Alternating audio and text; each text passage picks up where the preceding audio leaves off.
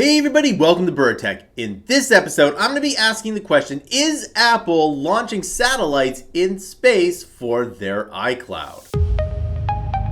Alright, welcome back. Let's take a look at this intriguing report here. So, we know that Tesla is launching satellites for Starlink. Is Apple doing something similar? Now, this is really interesting. Basically, a satellite operator called Globestar announced that they were working with a large global partner to build out a new communications network just months after announcing that an unidentified potential customer has put up more than $300 million to finance the purchase of 17 new satellites here. Now, it could be Apple. Now, this is really interesting because Tesla has been rumored to be making a phone, a Tesla phone, or the Pi phone. Now, what would happen if Apple, let's say, had some kind of internet service for their phone here? This would be incredibly disruptive, and I think it would be good for Apple here. So, first of all, why would it be good for Apple? Well, basically you could do text messages here, and 17 satellites is not enough to do like phone calls or FaceTime calls or anything like that. It is enough, however, to do, let's say, text messages. It is enough to connect everything through the Internet of Things. Now, what that also means is that we know that Apple has made their Apple Tag or their AirTag, and the same thing could happen with your watch, in your phones here, that everything could just be connected and we kind of know where you are here. Now, this would be kind of interesting for parents to kind of know where their kid is, because if you don't know, those watches that locate kids are actually really not that good, and for privacy, they have a ton of privacy issues. So a lot of people would trust Apple over those third-party watches here. So that's really interesting that they could do that here. What I also really like about this is that they could start with 17. Well, maybe they move that up more and more so they have a large communications network. And that communication network's basically, you could pay Apple X amount of dollars per month instead of your phone service. Now, why is this important here? Well, in most countries, telecoms are highly contested for trade. For example, in some countries, a third-party person cannot just go into another country. It is very, very regulated. And if you just had satellites, you could definitely start to see more competition here. And this is one of the reasons why I say competition is good. Because let's say you have a bunch of telecoms that are offering cell phone service, and then Apple offers their cell phone service, and it's cheaper.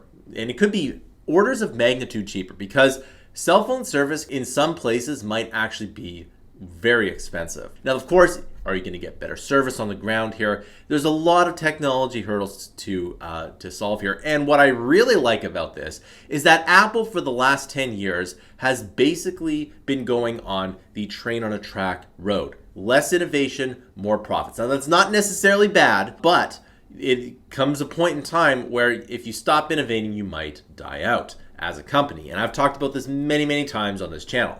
So, what is this signifying? It's signifying that Apple might be getting more into the infrastructure and hardware road. And this is interesting because with self-driving cars potentially on the horizon for Apple, this also signifies a shift that it's going down more the Tesla road. And this is also interesting because even though Tesla has a major head start on pretty much everybody, it means that Apple, with their expertise, can do a bunch of this stuff as well, which means that more competition is good. And in theory, that will increase quality of life for a lot of Apple users. And this is actually one of the reasons why I really like Apple. And I know that a lot of people don't agree with this, but for me personally, my Apple products rarely, if ever, bust. Now, I know some people have problems with their iPhones here and there, and their computers and whatnot, and that's just part of it. But for the most part, it's a very solid machine. Now, of course, my PC is really good too. I have to use it for the Unreal Engine. And I do like using my PC, believe it or not. But the thing is with Apple is that it's very solid. I love being able to connect